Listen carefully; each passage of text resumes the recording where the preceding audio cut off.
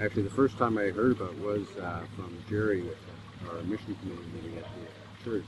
I was intrigued by the fact because I just started biking and I wasn't entirely sure if I could do a overnight bike ride 2 days in a row, but it interested me.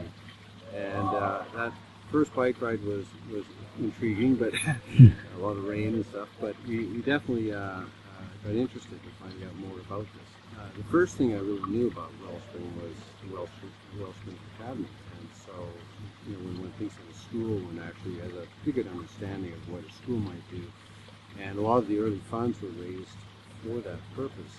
I was intrigued when I heard that that wasn't really what Wellspring's focus was going to be on, and so I was intrigued by that and wanted to come and see the completion of the school, which was let's call it the end of phase one, and then going on to the second part, which is now the teacher training and the further things.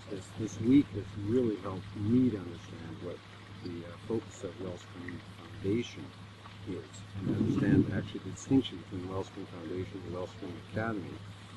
Both in integral parts of what's happening here in Rwanda, but the Wellspring Foundation is now moving over into training kids in public schools and aiming for an improvement of education, but also with Christian values. And that is really an important part of what's happening. And that for me was really neat to see because the whole week was so intense, but there were so many well-placed sort of events, if you will, well-placed things that we did that gave us a little tiny sampling of what was available and what was happening here in Rwanda.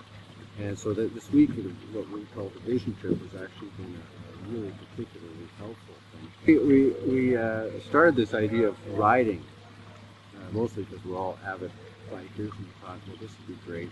After a while, you realize that Rwanda is called the land of 1,000 hills, and they didn't count high enough because it's way more than that. So you basically, everywhere you go, it's either up or down, but it was just a really, really neat experience. Dusty, dirty roads that sort of came up in your face, and yet all the way along this phenomenal scenery and wonderful sort of openness with the people. Especially the kids coming out of schools and stuff. We had this one really remarkable time where we were coming up a very long hill, and this village at the top obviously saw that we were coming. By the time we got to the top, everyone was lining both sides of the road, cheering as we were each cresting the top of the hill. It just felt like the Tour de France coming to the end. It was kind of neat. So a lot of really positive experiences, and again, great camaraderie. But I recommend it for anyone. So for any person riding Lake2Lake, I heartily recommend not only donating yourself, but also working to fundraise, because it's an organization that is doing some remarkable stuff here.